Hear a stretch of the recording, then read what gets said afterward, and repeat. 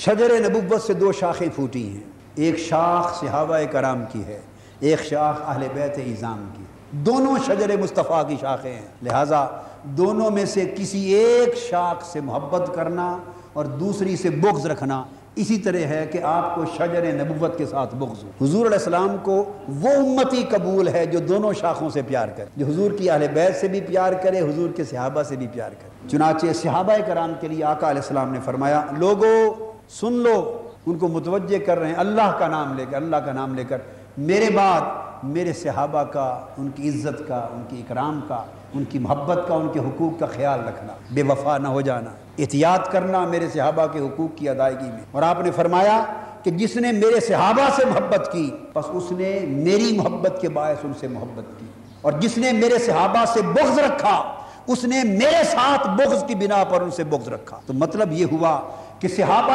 کرام سے محبت کرنا حضور علیہ السلام سے محبت کرنا ہے، اور صحابہ کرام سے بغض رکھنا خود تاجدار کائنات سے بغض رکھنا ہے۔ اور فرمایا پھر جس نے مجھ سے بغض رکھا اس نے اللہ سے بغض رکھا، اور جس نے انہیں اذیت دی، میرے صحابہ کو تکلیف پہنچائی، گزند پہنچایا، اذیت دی، فرمایا اس نے مجھے اذیت دی، اور جس نے مجھے اذیت دی اس نے اللہ کو اذیت دی۔ اور دوسرے مقام پر آقا علیہ السلام نے فرمایا، من سب اصحابی فعلیہ لعنت اللہ والملائکۃ والناس اجمعین، جس نے میرے صحابہ پر لعنت بھیجی، جس نے میرے صحابہ کو گالی دی، جس نے میرے صحابہ کو گالی دی، فرمایا اس پر اللہ کی لعنت ہے، تمام فرشتوں کی لعنت ہے، اور ساری انسانیت کی لعنت ہے۔ حضرت طلحہ بن عبید اللہ سے مروی آقا علیہ السلام نے فرمایا، لکل نبی رفیق ورفیقی یعنی فی الجنہ عثمان، فرمایا ہر نبی کا ایک رفیق ہے، ہر نبی کا ایک۔ اور تحریک منہاج القرآن کے رفقا آپ کو مبارک ہو کہ یہ لفظ بھی آقا کی زبان پاک سے نکلا ہوا ہے، رفیق آپ لکھتے ہیں نا، فام رفاقت اور رفقا، اور آقا علیہ السلام نے بھی فرمایا ہر نبی کا ایک رفیق ہوتا ہے، تصور رفاقت کا وہاں سے لیا، اور فرمایا کہ میرا بھی ایک رفیق ہے جنت میں، ورفیقی فی الجنہ، جنت میں میرا بھی ایک رفیق ہے۔ پوچھا کون؟ فرمایا عثمان۔ حضور علیہ السلام نے وہ جو درخت تھا جس کو شجرۃ الرضوان کہتے ہیں، حدیبیہ کا درخت، ایک درخت کے نیچے آقا علیہ السلام تشریف فرما تھے، اور اس کا ذکر قرآن مجید نے بھی کیا۔ اب حضور علیہ السلام نے امر فرمایا کہ سب صحابہ کو آؤ بیعت کر لو، لیکن ہوا کیا؟ کان عثمان رسول اللہ صلی اللہ علیہ وسلم الی مکہ، جب حضور علیہ السلام نے سارے صحابہ کو آواز دی، فرمایا کہ آؤ میرے ہاتھ پر بیعت کرو، تو حدیث پاک حضرت انس فرماتے ہیں اس وقت سیدنا عثمان غنی رسول اللہ کے رسول بن کر مکہ گئے ہوئے تھے، اللہ کے رسول بن کر، بولیے، اللہ کے رسول بن کر مکہ گئے ہوئے تھے۔ رسول کہتے ہیں پیغام لے جانے والا، نمائندہ، یعنی رسول اللہ صلی اللہ علیہ وسلم کا نمائندہ بن کر مکہ گئے ہوئے تھے، موقع پر موجود نہ تھے۔ فبایع الناس، وہ 1400-1500 صحابہ تمام جو موجود تھے انہوں نے حضور علیہ السلام کے دست اقدس پر بیعت کی۔ جب بیعت کر چکے، فقال رسول اللہ صلی اللہ علیہ وآلہ وسلم ان عثمان، جب سارے صحابہ نے بیعت کی اور بیعت کر چکے تو حضور علیہ السلام نے فرمایا ان عثمان فی حاجت اللہ و حاجت رسولہ، فرمایا لوگو تم سب موجود ہو، سو ہر ایک نے اپنے اپنے بہاف پر میرے ہاتھ پر بیعت کر لی ہے، مگر میرا عثمان میرا پیغام لے کر، میرا نمائندہ بن کر اس وقت مکہ گیا ہوا ہے۔ اور فرمایا ان عثمان فی حاجت اللہ و حاجت رسول، اس وقت عثمان اللہ اور اللہ کے رسول کا کام کر رہا ہے، اللہ اور اللہ کے رسول کے کام میں مصروف ہے۔ الفاظ دیکھیے، اللہ اور اللہ کے رسول کے کام کے کرنے میں مصروف ہے، میں نے بھیجا ہوا ہے، وہ میرا کام کر رہا ہے، اللہ کا کام کر رہا ہے۔ چونکہ خود یہاں موجود نہیں تو فرمایا اپنے دائیں ہاتھ کو، اور بخاری شریف کے الفاظ یہ ہیں، میں اس حدیث کو دوسرے بخاری سے بھی پڑھ لوں، یہ الفاظ ترمذی کے ہیں، ذرا یہاں تک کی عبارت صحیح بخاری کی بھی سن لیں۔ صحیح بخاری کی روایت کے مطابق الفاظ کیا ہیں؟ فرمایا فلو کان، آگے فرمایا مکہ میں عثمان لباس فباس رسول اللہ صلی اللہ علیہ وسلم عثمان، حضور علیہ السلام نے عثمان کو بھیجا، وکانت بیعت الرضوان بعدما ذهب عثمان الى مکہ، اور بیعت رضوان اس وقت پیش آئی جب حضرت عثمان غنی مکہ کی طرف جا چکے تھے، مکہ کی طرف جب جا چکے تھے تو ان کے پیچھے آقا علیہ السلام نے بیعت رضوان لی. فقال رسول اللہ صلی اللہ علیہ وآلہ وسلم بیدہ الیمنا ہذہ ید عثمان، صحیح بخاری کے لفظ ہیں. تو حضور علیہ السلام نے جب سارے صحابہ سے بیعت لے لی تو اس وقت آقا اٹھے، اپنا دایاں ہاتھ ادھر کر کے فرمانے لگے لوگوں دیکھو یہ کون سا ہاتھ ہے؟ دایاں ہاتھ. فرمایا یہ میرا دایاں ہاتھ عثمان کا ہاتھ ہے. آقا علیہ السلام نے فرمایا ہذہ ید عثمان، یہ دایاں ہاتھ میرا عثمان کا ہاتھ ہے. فرمایا فقال بیدہ الیمنا، اپنے دائیں ہاتھ کو فرمایا یہ عثمان کا ہاتھ ہے. فضرب بها علی یدہ الاخری، آپ نے اس دائیں ہاتھ کو اپنے بائیں ہاتھ پر مارا اور فرمایا قال ھذین عثمان، لوگوں تم نے اپنی اپنی بیعت اپنے ہاتھوں سے کی ہے، عثمان مصطفیٰ کے ہاتھ سے مصطفیٰ کے ہاتھ پر بیعت کر رہا ہے.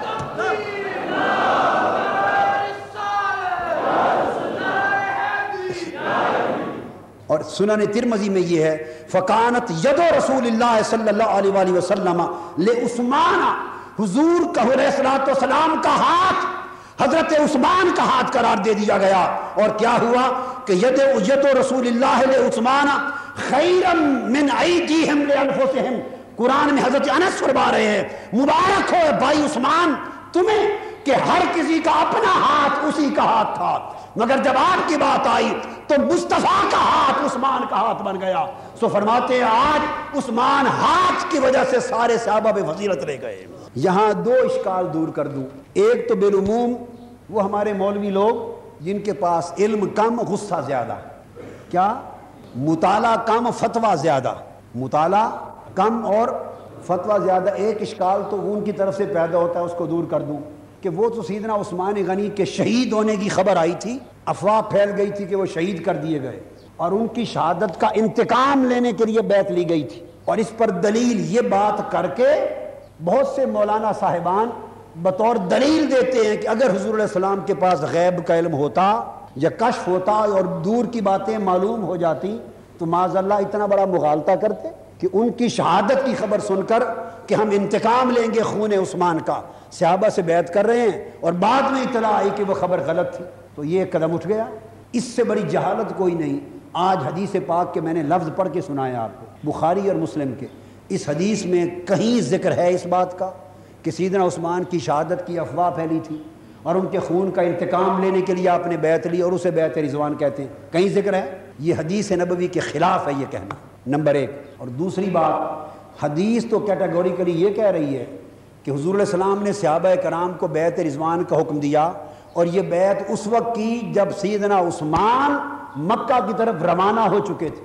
حدیث کے الفاظ ہیں، حدیث کے پھر سنیے وَكَانَتْ بَيْعَةُ الرِّضْوَانِ بَعْدَمَا ذَهَبَ عُثْمَانُ إِلَى مَكَّةَ، بیعت رضوان اس وقت لی گئی جب حضرت عثمان مکہ کی طرف روانہ ہو چکے تھے. تو حدیث کیا بتا رہی ہے؟ اس میں کوئی ان کی شہادت کا اشارہ ہے؟ بلکہ یہ تو ان کے زندہ ہونے کا بتا رہی ہے کہ جب وہ مکہ کی طرف روانہ ہو گئے تو پیچھے حضور علیہ السلام نے صحابہ کو جمع کیا اور کہا کہ آؤ میرے ہاتھ پر بیعت کرو. یہ بیعت فقط بیعت جہاد تھی کہ اگر ضرورت پڑ گئی تو بیعت جہاد کی کر لو. اگر ضرورت پڑ گئی یعنی کفار مکہ نے اگر فیصلہ کیا ہمارے ساتھ جنگ کرنے کا تو آؤ ہم اس پر جہاد کر لیں کہ جینا مرنا اس بیعت کے تحت ہمارے ساتھ ہو. اس کا کوئی تعلق سیدنا عثمان غنی کی شہادت کے ساتھ اور ان کے انتقام، ان کے خون کے انتقام کے ساتھ یا کسی افواہ کے ساتھ نہیں تھا. حدیث کے صریح الفاظ ہیں کہ جب وہ مکہ کی طرف روانہ ہو گئے تو حضور نے بیعت لی. دو باتیں کلیئر ہو گئی نا. اب تیسری بات سنیے، اگر یہ بیعت محض اللہ جو کہ حدیث کے صریح خلاف ہے، یہ تصور کرنا سیدنا عثمان غنی کی شہادت کی خبر پر اعتبار کر کے ان کے خون کا بدلہ لینے کے لیے کی جاتی تو اگر عثمان غنی کو حضور یہ سمجھتے کہ شہید ہو گئے تو باقی صحابہ سے تو بیعت لینا تھا، جواز تھا. تو جو شہید ہو گئے ان کا تو بدلہ لینے کے لیے بیعت ہو رہی ہے، ان کی طرف سے بھی بیعت لینے کا کوئی جواز تھا؟ بیعت زندہ کیے کرتے ہیں یا فوت شدگان کیے کرتے ہیں؟ بیعت کون کرتا ہے؟ زندہ کرتے ہیں یا جو شہید ہو جائے وہ کرتے ہیں؟ بولیے. بیعت تو زندوں کی طرف سے ہوتی ہے.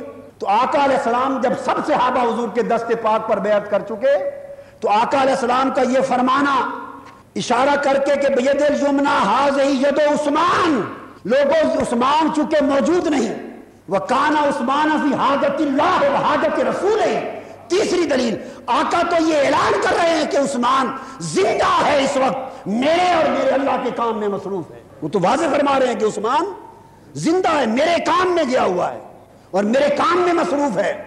اگر وہ یہاں ہوتا تو وہ بھی بیعت کرتا، چونکہ عثمان یہاں موجود نہیں، میرے کام گیا ہے۔ لہٰذا چوتھا نقطہ دلیل یہ کہ اپنا ہاتھ کر کے کہتے ہیں کہ یہ عثمان کا ہاتھ ہے۔ اگر شہید ہو چکے ہوتے اور ان کے خون کا بدلہ لیا جانا مقصود ہوتا تو پھر عثمان غنی کے ہاتھ سے اپنے ہاتھ پر بیعت کیوں کرواتے ہیں؟ کیا عثمان خود بھی اپنے خون کا انتقام لے رہے ہیں؟ شہید ہونے کے بعد سیدنا عثمان غنی بھی بیعت کر رہے ہیں کہ ہاں میں انتقام لیتا ہوں، اپنے خون کا بیعت کرتا ہوں۔ اس سے بڑی مزہ کا خیز بات اور کیا ہوگی؟ یہ جہالت کیوں؟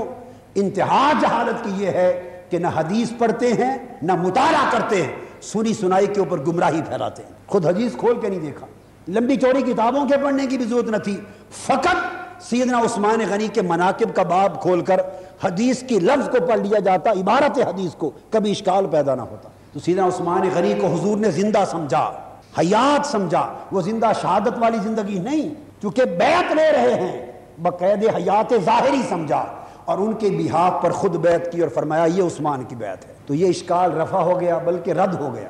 اب آخری بات، سیدنا عثمان غنی کو یہ شرف کیوں دیا؟ کسی اور کو بھیجا ہوتا، تاجدار کائنات صلی اللہ علیہ وسلم نگاہ نبوت سے دیکھ رہے تھے کہ میرا قرآن عثمان غنی کے ہاتھوں مرتب ہوگا، کیونکہ عثمان غنی جامع قرآن بننے والے تھے۔ کیا سیدنا صدیق اکبر نے بھی کیا یہ کام، لیکن فائنل کمپائلیشن اور پوری دنیا میں جمع قرآن کا کارنامہ کس کے نام ہے؟ بولیے، سیدنا عثمان غنی کے نام۔ یہ شرف کن ہاتھوں کو نصیب ہوا؟ عثمان غنی رضی اللہ تعالیٰ عنہ کے ہاتھ کو نصیب ہوا کہ وہ جامع قرآن کہلائے، چونکہ عثمان غنی کا ہاتھ قرآن کا جامع ہونے والا تھا، اور آقا علیہ السلام کو یہ بھی پتا تھا کہ کچھ عاقبت نا اندیش اور نادان لوگ میری امت میں میرے عثمان کے تقوی اور دیانت پر اعتراض کریں گے۔ کچھ ایسے لوگ بھی ہوں گے جو عثمان غنی کو اچھا نہیں سمجھیں گے، یا عثمان غنی کی کریڈیبلٹی پر اور ان کی شخصیت پر اعتراض کی انگلی اٹھائیں گے۔ لہٰذا قیامت تک عثمان غنی کی صفائی دینے کے لیے، اور کچھ ایسے لوگ ہوں گے جو کہیں گے قرآن میں کمی ہے، کچھ ہوں گے جو کہیں گے قرآن میں بیشی ہے، کچھ کہیں گے کم کر دیا، زیادہ کر دیا، اور جمع قرآن میں معاذ اللہ گھپلا ہو گیا، استغفر اللہ العظیم۔ لہٰذا قیامت تک ایسی زبانوں کو بند کرنے کے لیے آقا نے فرمایا ابو بکر چاہتا تو تمہیں بھیجتا سفیر بنا کر، مگر نہیں۔ عمر چاہتا تو تمہیں سفیر بنا کے بھیجتا، مگر نہیں۔ اگر تم گئے ہوتے تو بیعت تمہاری اپنے ہاتھ سے کی جاتی۔ عثمان کو اس لیے بھیجا ہے تاکہ جب بیعت رضوان کا وقت آئے، اگر عثمان ہو تو اپنی بیعت اپنے ہاتھ سے کرے۔ عثمان کو اس لیے بھیج دیا کہ وہ موجود نہ ہو اور مصطفیٰ عثمان کی بیعت اپنے ہاتھ کے ذریعے کہیں، اور یہ بتانا تھا کہ میرا دایاں ہاتھ عثمان کا ہاتھ ہے، تاکہ پتہ چل جائے کہ عثمان کا ہاتھ میرا ہاتھ ہے اور میرا ہاتھ خدا کا ہاتھ ہے۔ لہذا وہ قرآن جو عثمان غنی کے ہاتھ سے جمع ہوا، سمجھو گویا مصطفیٰ کے ہاتھ سے جمع ہوا، اور سمجھو گویا خود دست خدا سے جمع ہوا۔ اب یہاں قرآن اور حدیث کو ملا دیں۔ حدیث میں حضور نے فرمایا ہاذہ لعثمان، یہ ہاتھ عثمان کا ہاتھ ہے۔ بولیے کیا فرمایا؟ یہ ہاتھ عثمان کا ہاتھ ہے، یہ فرمان مصطفیٰ ہے۔ اب ذرا اللہ تعالیٰ سے پوچھتے ہیں باری تعالیٰ اس موقع پر آپ کیا فرماتے ہیں؟ اللہ پاک فرماتا ید اللہ فوق ایدیہم، مصطفیٰ تیرا ہاتھ میرا ہاتھ ہے۔ حضور کی گفتگو کا سبجیکٹ اور مرکز و محور اس دن عثمان غنی، اور اللہ کے کلام کا مرکز و محور حضور علیہ السلام کی ذات۔ حضور نے فرمایا یہ ہاتھ عثمان کا ہاتھ ہے۔ اللہ سے پوچھا باری تعالیٰ آپ کیا فرماتے ہیں؟ اللہ نے فرمایا یہ ہاتھ مصطفیٰ کا میرا ہاتھ ہے۔ گویا عثمان کا ہاتھ مصطفیٰ کا ہاتھ۔ فرمایا حضور کو اللہ پاک نے کہ ان کے ہاتھ پر تیرا ہاتھ نہیں، ید اللہ فوق ایدیہم، بلکہ اللہ کا ہاتھ ہے۔ تو یہ عثمان کا ہاتھ بنا، اور جس ہاتھ پر عثمان کی بیعت ہوئی وہ دست مصطفیٰ بھی ہے اور بیک وقت دست خدا بھی ہے۔ تو گویا جب عثمان کا ہاتھ خدا کا مصطفیٰ کا ہوا اور مصطفیٰ کا ہاتھ خدا کا ہاتھ ہوا، تو بالواسطہ بتانا یہ مقصود تھا کہ دست عثمان دست خدا، دست عثمان دست خدا ہے، اور قرآن مجید کا عثمان غنی کے ہاتھ پر جمع ہونا اسی طرح ہے جیسے خدا و مصطفیٰ نے خود جمع فرما دیا۔